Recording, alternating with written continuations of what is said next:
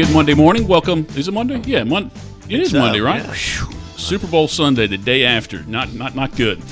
Time right now is 8:30. This is the WLBB Community Voice here on News Talk 1330 FM 106.3, streaming live online at newstalk1330.com. And this morning, we are on the News Talk 1330 WLBB Facebook page with our guests who have been on the program 3 previous times at least. I'll introduce you to them in just a second. Last month, the Haralson County Planning and Zoning Commission members voted to recommend denial to the County Commission of a rezoning proposal which would clear the way for a development of a solid waste landfill and industrial park. That did not end the process there, however. Tomorrow evening, Solid Solutions will again present a proposal, this time to the Haralson County Board of Commissioners, and they will ultimately make a decision on March the 1st on whether to approve the rezoning proposal or not.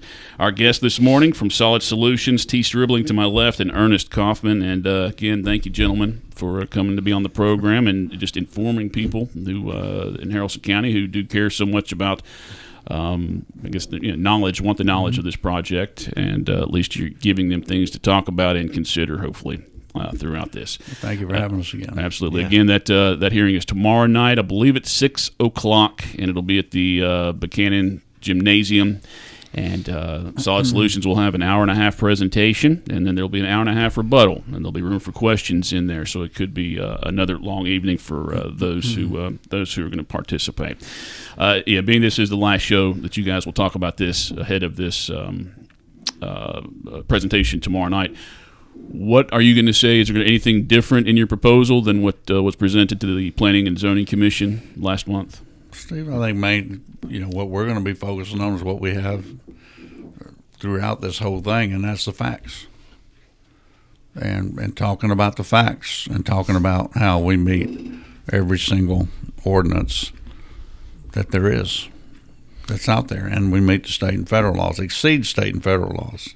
There was something that was brought up on the show last week that there'll be a couple of variances that you guys will need to ask for. Is that accurate? We requested 2 variances, yes. Mm-hmm. But when does that happen? When do you get those approved or denied? Well, that just that's up in the air right now because you have to figure out if the variances are even legal or not. Mm-hmm. I'm not the variances, but what you're asking for a variance from is actually legal or not. And what are those 2 variances that you're requesting? One is they have a variance about buffers, which, in our opinion, was definitely read wrong. Right. And the other one is about, you're saying if their initial laws are legal, that's what you're suggesting, not that asking the change for the variance. So there's a variance on height, okay, mm-hmm. And so, but it has to do with structures, and so it's our legal opinion that the landfill is not a structure, and furthermore, the fact that you would restrict, if you would try to place a 50-foot height restriction on something like a landfill, it would actually be an unconstitutional variance because that would basically restrict that land use. So that's our opinion on the variance. And the lawyers will be speaking to that. The lawyers will speak to that, right? Will that be part of the presentation tomorrow, or will that come up later? We'll talk. I frankly we're just not going to talk up much about the presentation tomorrow. I think that the value of it when the people first hear it is impactful. We unfortunately we just have an hour and a half, and I know it's going to make for a long night. But a project of this magnitude, it's very difficult to actually get all the facts and discuss it and really give it the true light of day that it deserves in an hour and a half. You need a lot more time than that. We've come in here multiple times, talked to you, and we probably only touched on just the high points, right? And so, really, our meeting, our presentation Tuesday night is going to focus on compatibility, safety, and the benefits, stuff that we've been discussing. A lot of what we discussed at the Planning Commission it'll be very similar to that. There's 2 variance issues, right? Was it right to do with the buffer? Yeah, exactly. And so the buffer issue, it was read wrong, frankly, interpreted wrong in what's actually in the variance code, and then the height issue is a separate matter that really there's 2 points. I mean, number one, landfill's not a structure. Number two, it's not constitutional to say that you can't construct a landfill, which essentially with that 50-foot variance, actually that's basically what it says. So our guest on this morning's program, T. Stribling and Ernest Kaufmann, they are with Solid Solutions. Questions and comments, I encourage you to post them politely on the News Talk 1330 WLBB Facebook page. Time right now is 8:35. Benefits, you guys have talked about what you see as benefits to bringing this. Is it to bringing this to Haralson County? Is it the benefit to the state as a whole? What are the benefits and who is it benefiting? Well, it's especially a benefit to the people of Haralson County. The host agreement, of course, you have the $2.50 that's mandated by state law, and that comes to about $78 million over the life of the facility. And that's as if the legislature does not increase that $2.50, which they typically every 3 or 4 years are increasing that dollar amount. In addition to that, there's $1 per ton in there that we've put in there. It's not mandated at all for the cities. And this is a proposed that we've put out there, okay? There obviously haven't been any negotiations with the elected officials, and there's been some talk back and forth between private individuals, but obviously not with the opposition group. They do not, want to discuss it. But there's things in there that we typically put in our host agreement wherever we are, and that's, you're going to have the property value protection program. You're going to have the free disposal on the weekends. You're going to have free disposal of bulky waste. Everybody says, what's bulky waste? That's refrigerators, freezers, mattresses, stuff that you generally find on a county road at the end of it dumped on somebody's property. That'll be free disposal there. You'll have household hazardous waste day once a year where people can bring the stuff that's underneath their counter that's hazardous or in their garage. And we'll have set up with specialized people there that know how to handle that, and they'll be categorized and then be disposed of properly. And that'll be free to the people there. And then there's a whole host of things that generally... Reduction in the tipping fee for the county. Yeah. That's to be negotiated. Right now, basically it's probably a $20 difference in what the county has to pay now to get rid of waste for what they would have to pay. Mm-hmm. But there's other things. I mean, you have communities that, they want to talk about land for industrial development.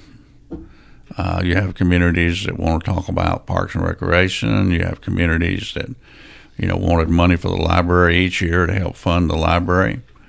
There's all kinds of those kind of things that can, are basically negotiated with the community and can bring some real benefit to the community. And I think the biggest thing that you have to remember is that, that money that's generated by the host agreement can do a lot of things toward those things that typically elected officials are having to say, no, we don't have the money for, or saying, well, we'll plan that 3 or 4 years down the road, but right now we don't have the money to fund it. But so it's not, you'd say it's not mandated. The county, in theory, would get a certain amount of money, and if it's going to go to the cities, they have to negotiate that with the county at this point, or they'll basically, they'll let us. Maybe explain what the host agreement is. I guess really. Yeah, but just right? a second. Yeah. First off, that is mandated. The county is mandated by state law. The other with the cities is something that we do that's different, in that we set aside that dollar for the cities, because a lot of times the cities don't benefit from what the counties are going to get. Mm-hmm. And so they have the money to put into their different programs that they would like to see. And it makes a difference. Yeah. Yeah. So the host agreement is a legal contract that accompanies the permit that's between the operator and the Haralson County Board of Commissioners. And it is a contract that only the county can change. And so within that contract, like Ernest says, it specifies some of the benefits like free Saturday disposal for residents in Haralson County. City host fees may be in there. That's what we intend to put in there. Other benefits, reduction in the tipping fees, et cetera, et cetera. But what's important is that people understand that it is a contract that only the county can change, the host agreement. So things such as prohibited waste will be a condition of zoning, but they'll also be in the host agreement as well. I mean, like T's saying, there's items in there that We're not going to be taking out-of-state waste. We're not going to be taking waste by rail. We're not going to be accepting hazardous waste. We're not going to be accepting coal ash. We're not going to be accepting sewage sludge. And those are things that we're not required to do. We can very easily do it. Every other landfill does, but that's not how we operate our facilities. Okay?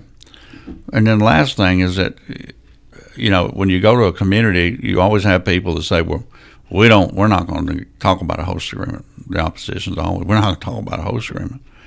And then when it's over with, they're going, well, we didn't get to add anything.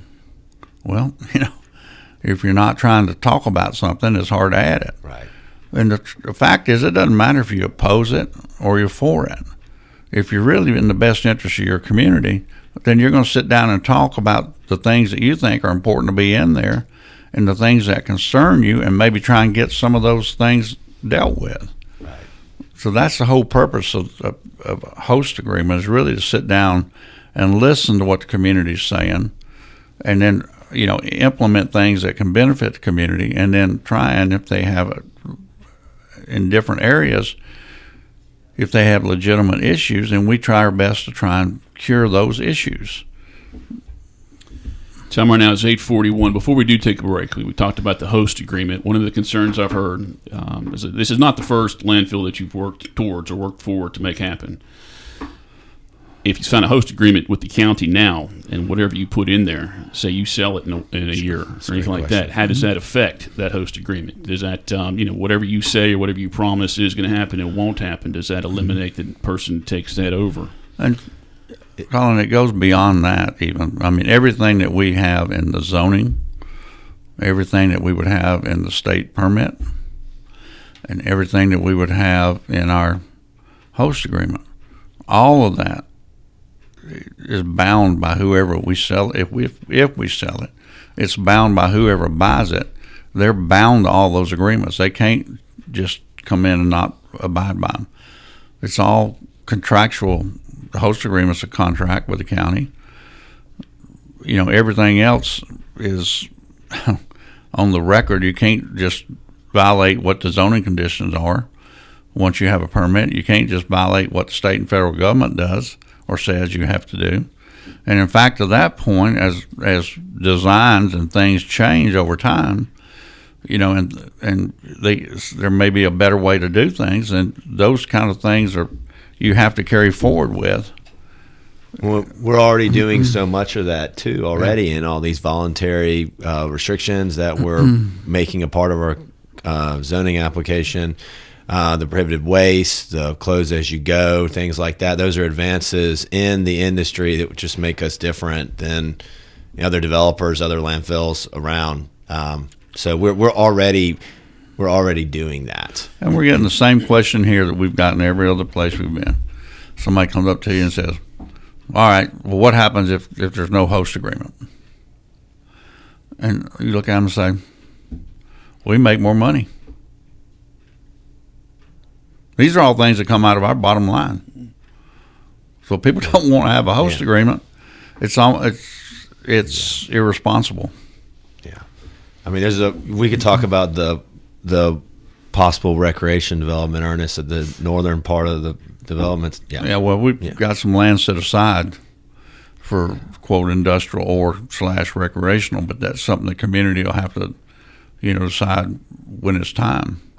But those are the kind of issues that have to be resolved. It's a prime example of just where the dialogue could really structure some significant benefits. Now, I know you guys have not discussed this with commissioners individually. No, we don't do that until after this thing Tuesday or March 1st. Well, has anybody in the community maybe suggested, the proposal's fine if you do this, maybe I can see us supporting you or not coming down so hard? Are there any kind of concessions? And this is a good time for us to thank the people that have been meeting with us and have called us, that have went down to look at Meriwether County and then sat down, and we're hearing back from them on things that they're interested in, things that they want to see.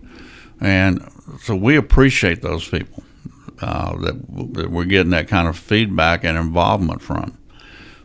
We wish we had a whole lot more of that, but we have a significant amount of people that, what I call the silent majority, that they're not going to get out and be public with it. Time right now is 8:45. We will take our first break here. Going to remind you that last month, the Haralson County Planning and Zoning Commission members, they did vote to recommend denial to the County Commission of a rezoning proposal, which would clear the way for development of a solid waste landfill and industrial park. However, that did not end the process. Tomorrow evening, Solid Solutions will present a proposal to the Haralson County Board of Commissioners, and they will ultimately make a decision on March the 1st, or at least that's the date it said. I mean, I assume they could change it if they needed more information or something like that, but March 1st is when that is scheduled right now. Our guests this morning, T. Stribling and Ernest Kaufmann, they are with Solid Solutions, and we'll come back and continue our conversation on this morning's Community Voice. Again, time right now is 8:46. Our program brought to you by Tanner Health System and Oak Mountain Academy.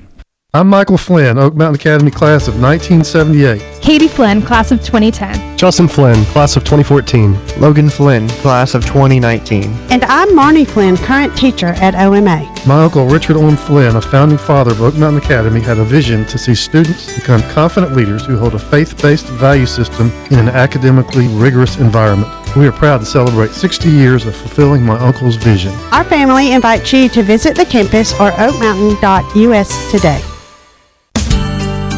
Health is a journey. It's making better choices, even when it's not easy. It's taking care of yourself and the people you love. At Tanner Health System, we're there for you with every step, with primary care, heart care, cancer care, women's care, orthopedics, surgical services, and so much more. We're dedicated to helping you live and feel your best. So let's get on that journey to health. You've got places to be for many years to come. Find us at tanner.org.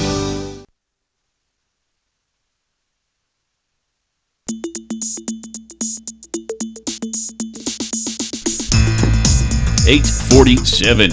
Welcome back to the WLBB Community Voice program here on News Talk 1330 FM 106.3, streaming live online at newstalk1330.com, and will be available on the News Talk 1330 WLBB Facebook page. Our guests this morning are with Solid Solutions, T. Stribling and Ernest Kaufmann, as we talk about their proposal.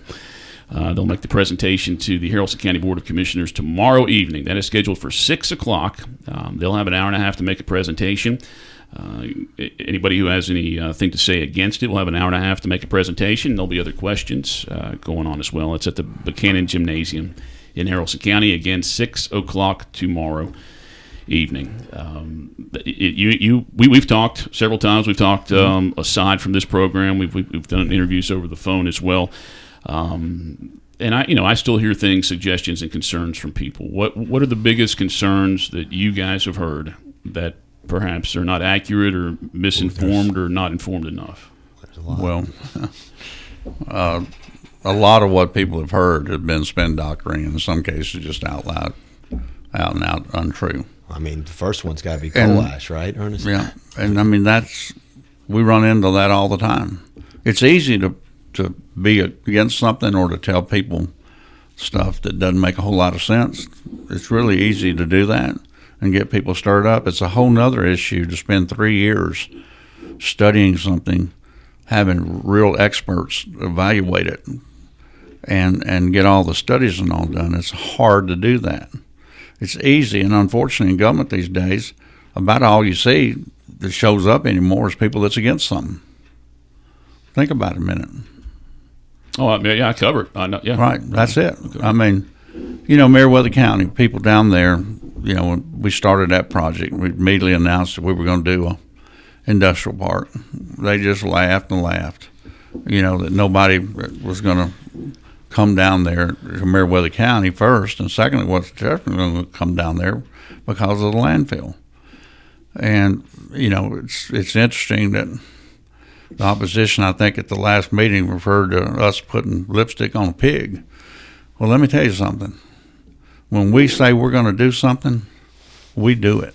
Yeah. And we've got the track record to prove it. In that industrial park down there, the county came to us and said, we'd like 100 acres so that we can jumpstart what we're doing. We gave that to them. But we also took the expertise that we had and worked hand in hand with the industrial development director that was there at the time and the county commission chairman in going up and getting the property put on the state's list of available properties, of working with the state's industrial development group about this particular piece of property. Every time we went, we took the chairman of the county commission and the local industrial development person with us. We had multiple meetings with a lot of different industries. They brought industries down there. We attended every one of them and was a part of it. It was a real partnership, and that's why that park was successful. But I don't care if it's people, if we're talking about the host agreement, because people said, "Oh, you're never going to pay that to the cities." Well, yeah, we do. We do. And that's why I've been successful. We've been successful in going and doing other projects, period. I don't care if you go all the way back to my city council days. If we say we're going to do something, we do it. What's an example of the amount of money that these cities could see? And I'm sure they'll be based on population, the percentage, but what's an example? Well, it'll be $27 million over the life of the project at a minimum. It's close to an average annual rate of $1 million a year, divided between the cities based on population. Mm-hmm. So it's a significant sum of money. But one thing that Ernest left out about the Meriwether Park, Ernest, that went on the market in 2008, 2009, right, when this country was in the midst of one of its biggest recessions that it's seen since the Great Depression, right? And that park filled out. It's still growing. There's 600 or so jobs as of the last time we went down there that they were looking to fill. 900. Was it 900? Yeah. Yep. And they're in the midst of building a new industry, a new tenant's coming in right now. And a lot of people will say, well, it's all associated with Kia. Well, that's not true. Yes, there are some companies that are based there that are suppliers to Kia, which is perfectly normal and what you would expect, but they're not all. And so I just think that the point is, the point is about that. If we would not had that industrial park there, those industries wouldn't have located in Meriwether County. Yeah. And the industries in the industrial park in Meriwether County last year, brought in more ad valorem tax revenue than all the other industries in that county combined. What's the comparison, Meriwether County and Haralson County, as far as population? I mean, I think Haralson got 25. Is it 25,000 Haralson County? I think Haralson's closer to 35 now, maybe. I think it's really similar, isn't it, Ernest? I haven't looked at that statistic. I haven't looked at it in the last 5 or 6 years, so I wouldn't comment on that. Yeah. But Colin, let me ask you something. When's the last time? I don't care, Carrollton here, whatever. When's the last time an industry came in and said, "We don't want any tax abatements, and we're gonna do 100. We're gonna give the community $100 million to do projects with"? Yeah. How many times do you hear that? Yeah, the initial statement, I'm certain that it hasn't happened in a very long time. Before we do take our break, how many people from are there any elected officials that have gone to see the Meriwether site themselves that you're aware of? Any Haralson County or cities in Haralson County that have gone to see it? I don't know, because some of them may have gone down there. We're told by some people that they went down there on their own. It's just, I would imagine so. So you'll have to fill that out for yourself. Yeah, but I just figured you guys have been notified. People like Scott Cosper. He went down there. He and his wife, and at the time had nothing but rave reviews about it. Actually offered to set up meetings for us to meet people in the Buncombe community because he felt good about the project. We've had several members of the opposition group, leaders of the opposition group, just gone down there with us, and they've all been just drop-jawed about what they saw. But when you get back up here, then things have a way of changing, and the story changes some. And that's not unusual in what we do. A good example in the project we did out in Houston, we were close to a university, was about 5 miles away, and we took the student leadership group and 2 professors and flew them to Meriwether County to see it with a reporter from out there. And they just raved and raved and raved about it. Newspaper reporter wrote a whole front page story about it, about what they had to say and what they saw. And then 3 months later, somebody came in and that story changed. All of a sudden, it's opposition. Time right now, 8:56. We're going to take our final break, come back with about 3 minutes, and I'll give you guys the final word before the presentation tomorrow. Community Voice brought to you by Tanner Health System and Oak Mountain Academy on News Talk 1330 FM 106.3. As a believer in the power of education, we are called to set the standard by shaping and empowering the minds of future generations through quality education. Oak Mountain Academy embraces this philosophy, which is why my children attend this prestigious school. I am elated to serve on the OMA Board of Trustees, where together we prepare students and remind them to trust and believe in the power to transform the world. I'm Dr. Brian Bain, inviting you to celebrate our 60-year legacy of academic excellence. Visit us at oakmountain.us. Health is a journey. It's making better choices, even when it's not easy. It's taking care of yourself and the people you love. At Tanner Health System, we're there for you with every step, with primary care, heart care, cancer care, women's care, orthopedics, surgical services, and so much more. We're dedicated to helping you live and feel your best. So let's get on that journey to health. You've got places to be for many years to come. Find us at tanner.org.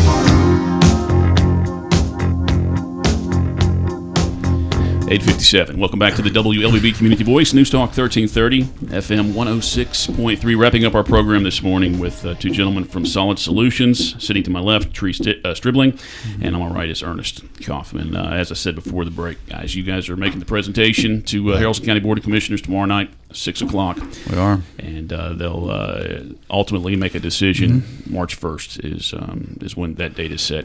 Going to give you guys the final word as we wrap up this morning's program. You'll get to speak for your hour and a half tomorrow night, but if you're speaking to the people of Haralson County, we've talked a lot so far, but what do you what do you want them to know for sure as we head out?